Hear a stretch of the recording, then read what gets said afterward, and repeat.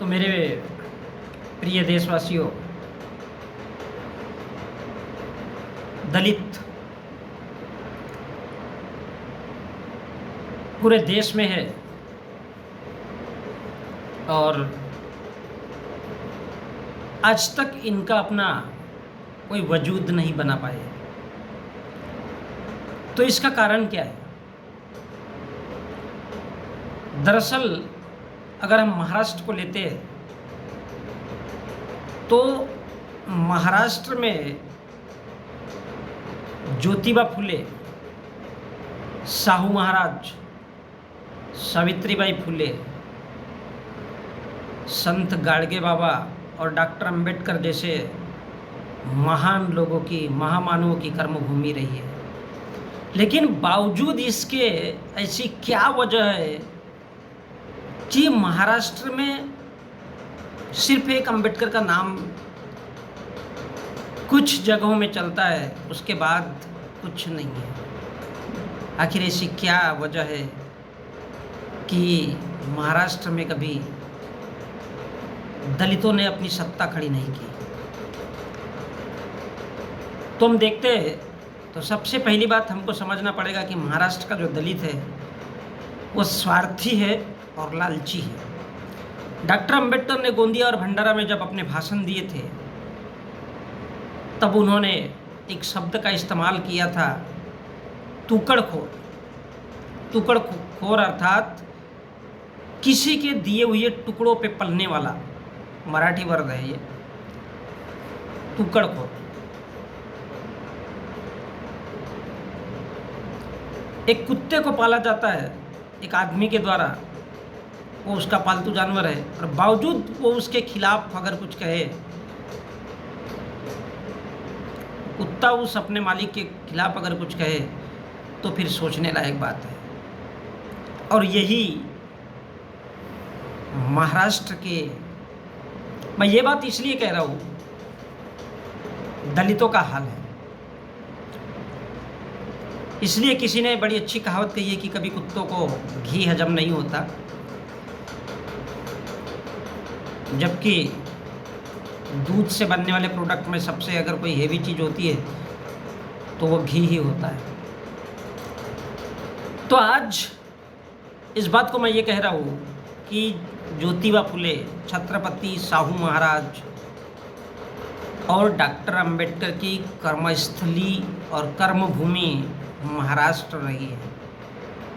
बावजूद इसके हम सोच सकते हैं कि महाराष्ट्र में दलित थोड़ा पढ़ाई लिखाई में अच्छी तरह से उभरे हैं, बावजूद इसके वो कभी भी डॉक्टर अंबेडकर को समझ नहीं पाए। उन्होंने डॉक्टर अंबेडकर को जानने की कोशिश नहीं की, मानने की कोशिश नहीं की, और सबसे बड़ी कमजोरी उनकी ये रही है कि वो डॉक्टर अंबेडकर को पढ़ना लिखना नहीं चाहते। बस दो तस्वीर लगा दी अपने घरों में। आज मैं पूरे देश के लिए बात कर रहा हूँ, ये इस देश के दलितों पर, कि उन्होंने एक साइड में अपने घर के दरवाजे के बाजू में एक फ़ोटो टांग दी अंबेडकर की और एक बुद्ध की, बोले हम तो बुद्धिस्ट हैं। कहाँ से बुद्धिस्ट हो? यदि आप बुद्धिस्ट हो तो फिर आपकी सत्ता ही क्यों नहीं बना पाए आप लोग? तो इसका सबसे बड़ा रीज़न है कि महाराष्ट्र का दलित खुद को कहने के लिए अम्बेडकरवादी कहता है, लेकिन दरअसल वो अम्बेडकरवादी नहीं है। अब किसी भी महाराष्ट्र के दलित के पास में अगर जाइए और उसको बोलिए कि डॉक्टर अंबेडकर ने ये कहा था, तो वो कहेगा नहीं नहीं नहीं, मेरे को मालूम है। वो क्यों ऐसा कहता है मेरे को मालूम है? क्योंकि उसको पता है कि ये चीज़ तो कोई काम में आने वाली नहीं। लेकिन वो उस चीज़ को भूल जाना चाहता है कि पेशवाओं के द्वारा जब उनकी महिलाओं को नंगा रखा जाता था, किस लिए? और ये पेशवाओं का ही हाल नहीं है, इससे पहले पूरी की पूरी भारत की धार्मिक दशा है। भारत के धर्म ग्रंथ भी यही कहते हैं कि इस देश में उन दलितों की महिलाओं को नंगा रखा जाता था। क्या उस महाराष्ट्र के या इस पूरे देश के लोगों को आज याद दिलाने की आवश्यकता है? उनको नंगा रखा जाता था, उनके तन पे कपड़े नहीं रखे जाते थे सिर्फ इसलिए कि उन स्त्रियों को नंगा देखा जा सके, और ब्राह्मण का हो या बनिया का हो या ठाकुर का हो, जब भी उस पर नीयत खराब हो जाए तो उस स्त्री के साथ में सेक्स कर सके। क्यों? क्योंकि उनकी औकात ही नहीं थी। उनके तो मुंह में बर्तन डाला जाता था कि बेटा अगर तुम थूकोगे तब भी तुम्हारा थूक नीचे नहीं आना चाहिए इस धरती पे, क्योंकि धरती भी अपवित्र हो जाती है। भगवान की तो छोड़ दो, धरती भी अपवित्र हो जाती है। इसलिए उनके पिछवाड़े में झाड़ू लगा दी जाती थी कि अगर तुम यहाँ से चलोगे तो कचरा साफ होते हुए जाना चाहिए, क्योंकि तुम लोग अपवित्र हो। उनको ऐसा एहसास करा दिया गया था। क्यों? क्योंकि इन्होंने ब्राह्मणों से लड़ाई करते गए थे, और ब्राह्मणों ने कहा कि अच्छा तुम हमसे ऊपर उठोगे, तुम हमको समझाओगे। तो आज उस चीज को इस देश का हर दलित भूल चुका है। वो उसको मानता है जो मोहन भागवत कहता है। इस देश का दलित, इस देश का आदिवासी, वो उसको मानता है जो मोहन भागवत कहता है। वो उस बात को मानता है जो इस देश का साधु संत कहता है। और इसलिए आज भी भारत के दलित मंदिरों में जाने के लिए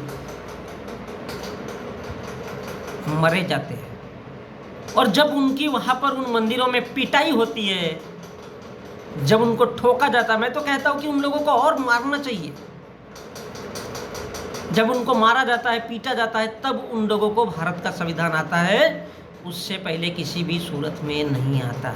और जब ये महाराष्ट्र में, भारत में सबसे ज़्यादा अगर अम्बेडकरी साहित्य अगर उपलब्ध है तो वो महाराष्ट्र में है, इंडिया में और कहीं भी नहीं है। बावजूद इसके इतनी सारी किताबें डॉक्टर अम्बेडकर की अलग अलग तरीके से अलग अलग राइटर, अलग अलग लोग लिखते जाते हैं, लेकिन बावजूद इसके उस महाराष्ट्र की कर्म भूमि पर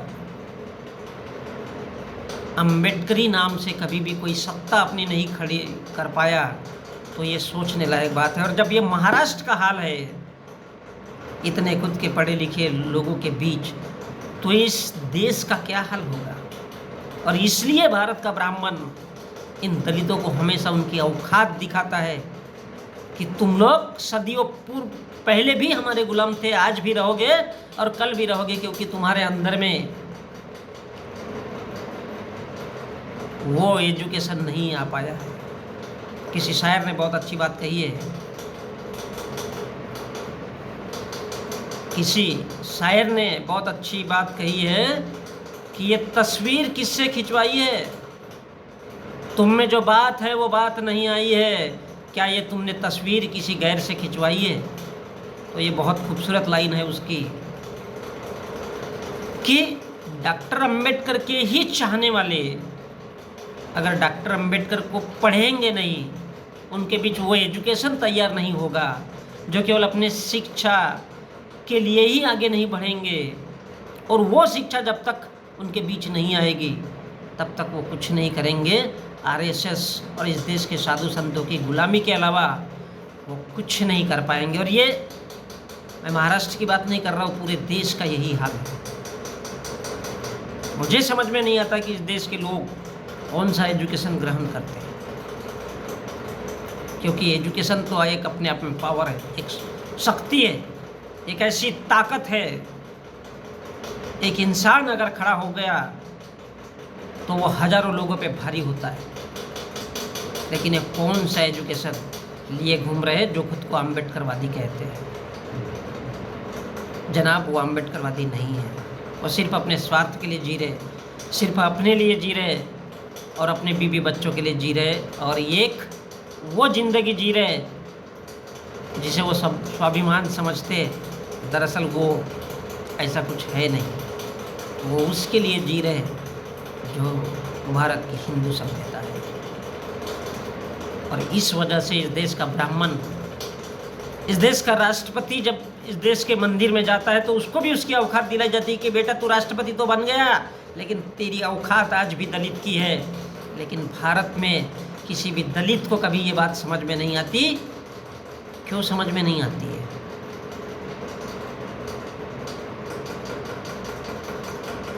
क्योंकि उसको ये मालूम है कि वो तब भी खाना बदोश था, और डॉक्टर अंबेडकर जैसे महामानव के द्वारा जो बातें बोली गई है, कही गई है, उनके द्वारा जो साहित्य खड़ा किया गया, उससे कोई लेना देना नहीं है।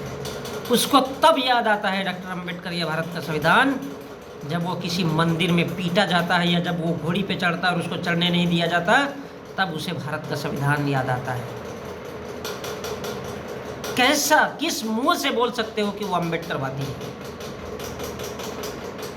किस आधार पर? सच तो ये है कि भारत का दलित अम्बेडकरवादी नहीं है, सिर्फ स्वार्थी, लालची,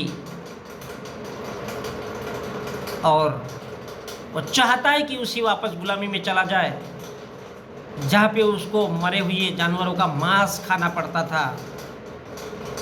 वो कैसे अम्बेडकरवादी हो सकता है? मेरे प्रिय देशवासियों, इस देश के दलित कभी किसी के नहीं हुए हैं। वो तो चाहते हैं कि कल भी दलित थे, आज भी दलित है और वो भविष्य में भी दलित रहेंगे। इसलिए तो उनको इतनी खतरनाक जातियों में डिवाइड किया गया है और उनको एहसास कराया गया है कि तुम नीचे हो, और वो आज भी मंदिर में जाकर के अपने नीचे होने का प्रमाण देते हैं। वो किस आधार पर अम्बेडकरवादी हो सकते हैं?